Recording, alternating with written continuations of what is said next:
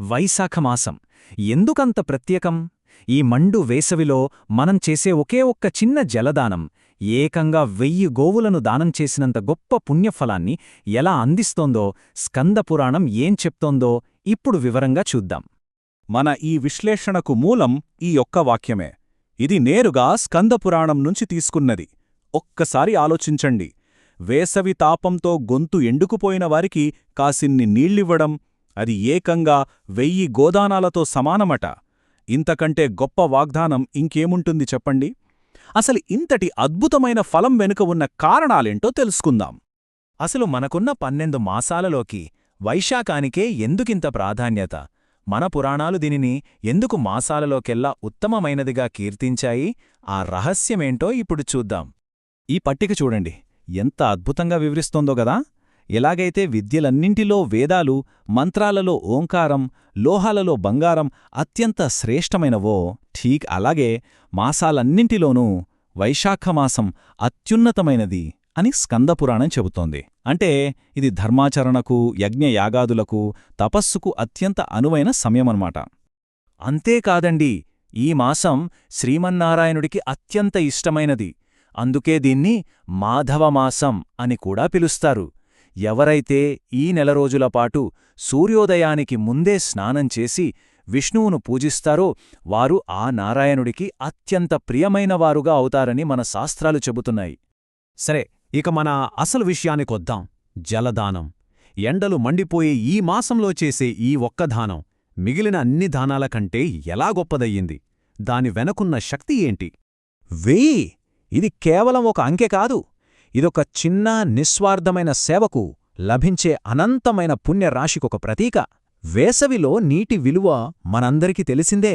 దాహంతో అలమటిస్తున్న మనుషులకు, పశుపక్ష్యాదులకు నీటిని అందించడమంటే వాళ్ల ప్రాణాన్ని నిలబెట్టడంతో సమానం. అందుకే ఈ చిన్న పనికి ఇంతటి మహోన్నతమైన ఫలితం. ఈ పోలిక చూడండి, విషయం ఎంత స్పష్టంగా అర్థమవుతుందో. ఒక త్రాసులో ఒకవైపు అన్నదానం, వస్త్రదానం లాంటి ఎన్ని దానాలు పెట్టినా సరే, మరోవైపు వైశాఖమాసంలో చేసే ఒక్క జలదానాన్ని పెడితే జలదానం వైపే త్రాసు మొగ్గు చూపుతుందని పురాణాలు ఘోషిస్తున్నాయి. ఎందుకంటే ఆ సమయంలో, ఆ అవసరంలో అంతకంటే గొప్పది మరొకటి లేదు.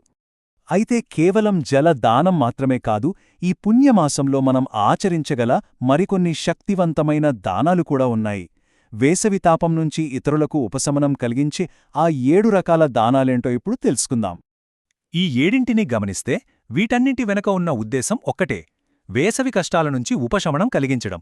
జలదానం అంటే చలివేంద్రాలు పెట్టడం, ఛత్రదానం అంటే ఎండనుంచి కాపాడే గొడుగులివ్వడం, పాదుకాదానం అంటే కాలుతున్న నేలనుంచి రక్షించే పాదరక్షలు, అలాగే సేద తీర్చడానికి విసనకర్ణెలు, ఆకలి తీర్చడానికి అన్నం, అలసిన శరీరానికి చాపలు, ఇక భవిష్యత్తరాల కోసం నీడనిచ్చేలా చెట్లు నాటడం.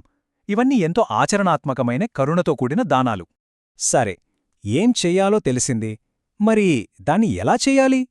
ఈ పవిత్రమైన పనులను సరైన విధివిధానాలతో, ఒక సంకల్పంతో, మంత్రయుక్తంగా ఆచరించినప్పుడే కదా సంపూర్ణ ఫలం లభించేది. ఆ విధానాలేంటో ఇప్పుడు చూద్దాం.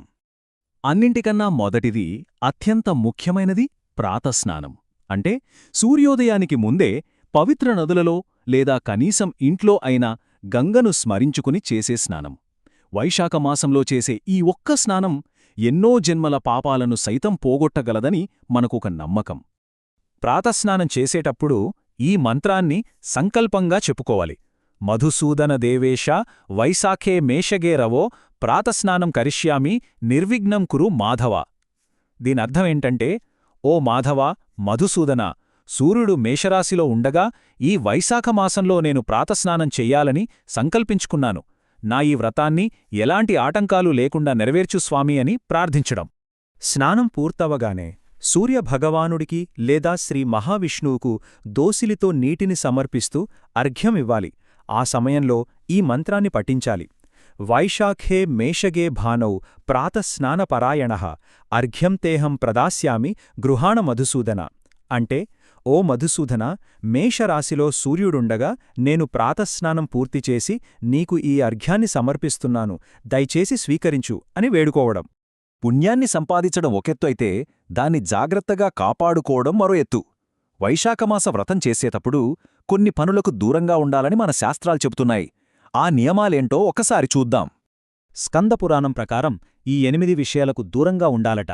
అవేంటంటే శరీరానికి నూనె రాసుకోవడం, నదీ స్నానాన్ని వదిలిపెట్టి కేవలం ఇంట్లోనే స్నానం చేయడం, పగటిపూట నిద్రపోవడం, కంచుపాత్రలలో తినడం, నీటి పడకలపై పడుకోవడం, తినకూడని పదార్థాలు తినడం, 2 పూటలా భోజనం చేయడం, అలాగే రాత్రిపూట కడుపు నిండా తినడం.